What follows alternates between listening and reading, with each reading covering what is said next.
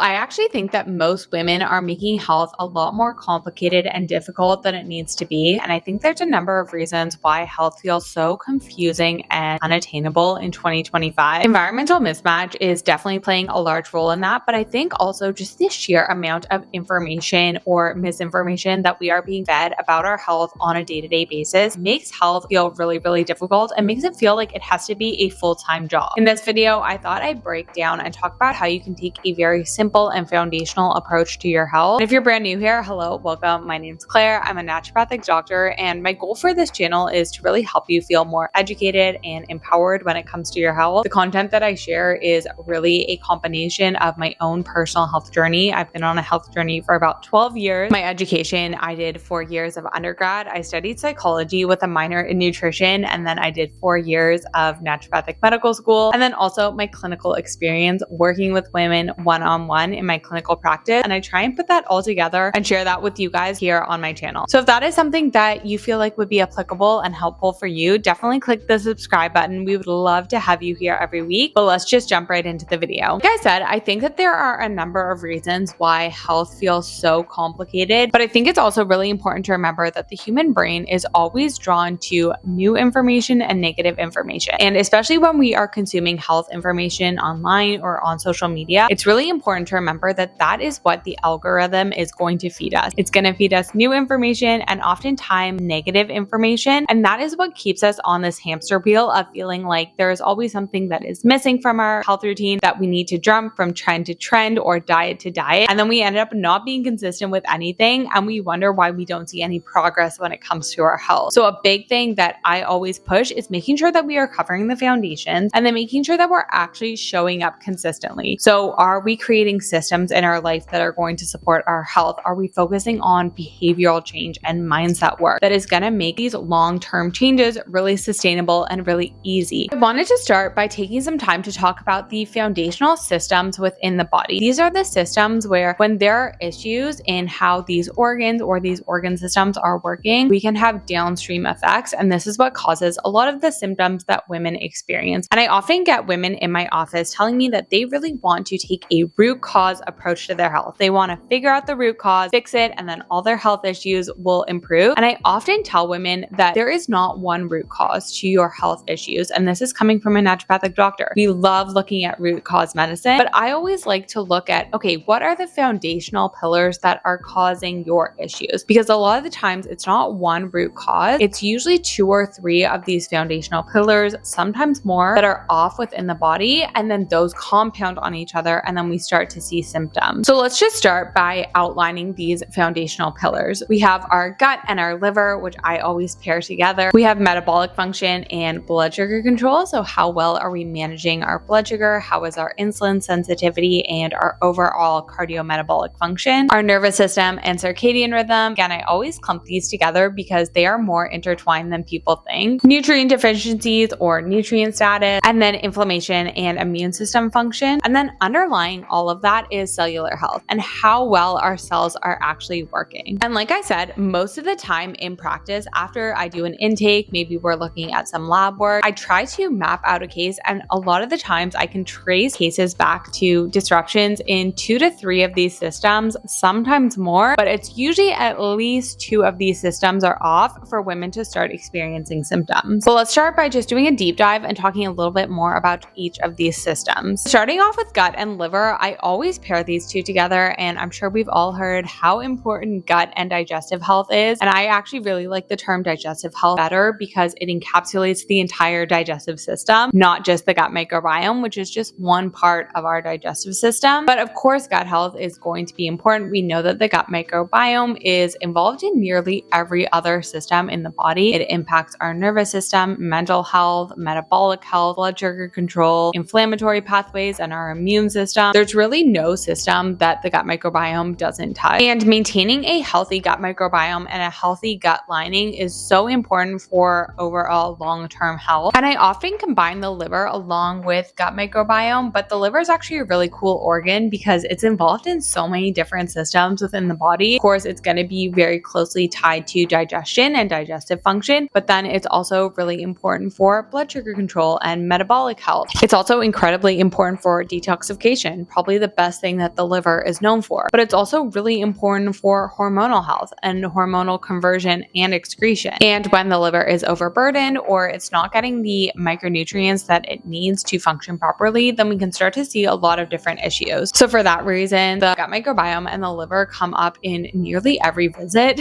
when I talk to women about their health. Next up is blood sugar control and metabolic function. You guys know I love to talk about blood sugar control. Most of my practice is generally focused in metabolic health, so cardiometabolic health, insulin resistance, blood sugar control, and weight loss resistance. And I always liken blood sugar to the Goldilocks effects, where we don't want it to be too high, but we also don't want it to be too low. And I think it's important to remember that it's normal for your blood sugar to rise, especially after you eat. That's a normal human response. What we want is to have really good insulin sensitivity so that when insulin is released after a meal, we're actually able to move that sugar into the cells quite easily, and we're able to return back to baseline. I often liken blood sugar imbalances and insulin resistance to gas. Whatever fire you throw it on, it's going to make it worse. So if there is any symptoms present and there's blood sugar imbalances or insulin resistance, a lot of the times it's going to make the symptoms worse. And if you guys are interested in learning more about insulin resistance, the testing options, what to be looking for in your labs, and then the diet and lifestyle strategies to improve insulin sensitivity and improve insulin signaling, I would definitely recommend checking out my insulin resistance masterclass. It's a 2-hour masterclass. We do a deep dive into testing options, optimal ranges, and the diet lifestyle aspect of improving insulin signaling. So I'll link that in the description box below. Coming back to the original point, maintaining healthy blood sugar control is so important for both short-term and long-term health. The next pillar is nervous system and circadian rhythm, and I always group these together. So with nervous system, we really want to focus on creating a flexible nervous system, one that is able to move from that activated sympathetic nervous system where we have that kind of fight or flight response into that parasympathetic nervous system where we have rest and digest. I see a lot of women who have a very hard time moving from the sympathetic back into the parasympathetic, and it's important to remember that the end goal is not to never be stressed or never be in that sympathetic nervous system. What we want is that nervous system flexibility. And I often group circadian rhythm along with that, which our circadian rhythm is just our natural wake and sleep cycle, and it's really governed by light, but it's also governed by cortisol and melatonin. Cortisol peaks right when we wake up, and that contributes to that sense of awakeness and alertness, energy in the morning, and then it slowly decreases throughout the day. And then we have melatonin pickup, which helps us to get into that deep, restful sleep that we want. Now, when we have issues with that natural circadian rhythm due to issues with nervous system function or a lot of artificial light later in the day, maybe lack of natural light early on in the morning, then we can start to get a disruption in that natural circadian rhythm, and that can also impact our nervous system. So I always group those together. Next up, we have nutrient deficiencies, and kind of like blood sugar control, whatever issues you have, a lot of the times nutrient deficiencies are unfortunately just going to make it worse. The most common ones that I see in practice are when women are low in vitamin D, B12, or iron. These are all things that need to be ruled out if fatigue is a concern. And there's also so many other nutrient deficiencies that aren't going to be accurately reflected on blood work. A really common one that I talk about is calcium. So the calcium on your serum level is not always going to reflect the actual calcium stores within the body. So that's really something that's important to keep in mind. So many of these micronutrients in our diet are used as cofactors with different conversions and metabolic processes within the body. And these nutrient deficiencies can be impacted by a lot of different things. For example, iron. So we have the actual amount of iron that you're taking through your diet, but then also your absorption,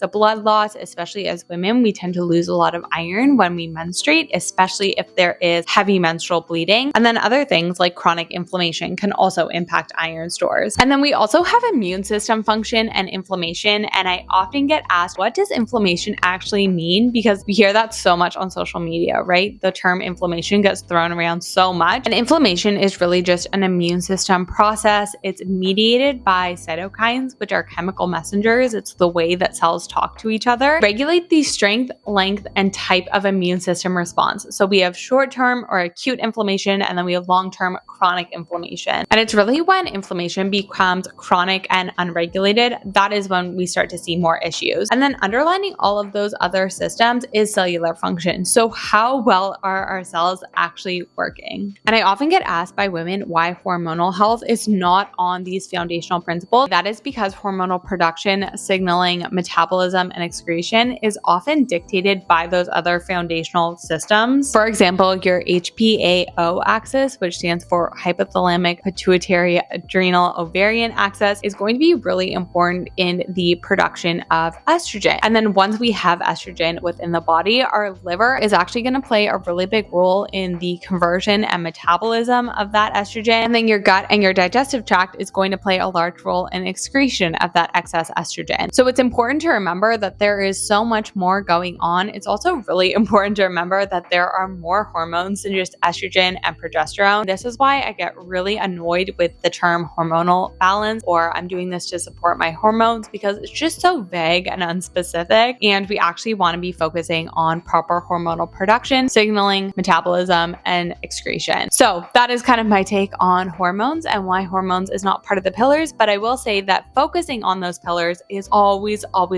going to support hormones. So that was kind of the 6 pillars. But now I want to take some time to talk about the diet and lifestyle aspect of it and the things that are actually going to move the needle. Before we jump right in and talk about the diet and lifestyle changes that we can make to help improve our health, I wanted to do a really quick disclaimer and reminder that I do always think the diet and lifestyle can help to improve your health, but I also want to remind us that it is not the only answer for our health issues. And a huge part of my clinical practice is actually sitting down with patients and going through all the different treatment options, whether that be, yes, the diet and lifestyle changes that they can make, but also the naturopathic treatment options, the allopathic treatment options like pharmaceuticals, and helping them understand what is going to be the best choice for them. Because I do think that there's a lot of ways that diet and lifestyle changes can improve our health, but I also know that there's limitations and there's things that diet and lifestyle alone will not be able to treat. I think that there's things that naturopathic medicine is really great at treating, but I also think that there are times when pharmaceuticals or allopathic treatment is going to be indicated. And I also think that there's times when those can work well together. I think that diet and lifestyle can always complement those, both naturopathic treatments and allopathic treatment. And then I also think that there's times when taking a really integrative approach to your health is going to be the best option. But this is why it's so important to work with your healthcare provider, understand all the different treatment options and what is going to be best for you. But let's just jump right back into the video. The biggest issue that I see is that we get distracted by these new trends or these quick fixes that are not actually going to move the needle. Sometimes they're not even sustainable. They might be really expensive. And then we wonder why we don't see lasting improvement in our health. If you feel like you are just not moving the needle when it comes to your health, you're doing everything right, but you're not seeing change, I actually encourage you to go back to the drawing board and make sure that you are really dialing in on these 6 principles. Another thing that I will say is once you have a principle dialed in 80 to 90%, I would shift my focus and move on to improving other goals where you're maybe a little bit weaker in. I see a lot of women who will continue to dial in their nutrition even though they're in a really good spot and obsess over that, and meanwhile they're not getting enough movement, or they're not managing their stress very well, or they're not sleeping very well. Because it is so easy to simply just focus on our strengths and focus on what we're really good at and just completely ignore our really weak points, when addressing those is probably going to give us so much more benefit. If you feel like you're not making any progress with your health, I would go back to the drawing board and really evaluate how you're doing on these 6 principles. They're nutrition, exercise and movement, nervous system and mindset, sleep, and then general lifestyle. And then just like cellular function underlined all of those pillars that we talked about before, I really find that behavioral change underlies all of these other principles. Because if you are constantly relying on motivation and discipline to reach your health goals rather than systems and behavioral change, it's going to be nearly impossible to stick to things long term. You need to create behavioral change and you need to create systems in your life that will constantly support your health. So let's break each of these down, starting with nutrition. I think that nutrition gets way overcomplicated online, and a lot of the stuff that people are nitpicking is just unnecessary to focus on. The biggest things that I talk to patients about are making sure that we're getting enough protein at every meal. That's going to be really important for building and supporting muscle mass, and then also to help with that postprandial or after meal glucose response. So making sure that we're getting enough protein. And I'm actually a really big fan of including both plant and animal sources of protein in your diet. I think that both of them have a lot of benefits. And I don't think that at this point we have to choose. I think that we can have both. And then the other thing that I really have patients focus on is fiber intake. So fiber is super important. It is what feeds the gut microbiome. The gut microbiome feeds off of fiber and polyphenols, and it uses uses that to create short chain fatty acids that are really important for so many different systems within the body. Fiber is also really important because when we talk about the metabolism and excretion of hormones or other metabolites or waste products within the body,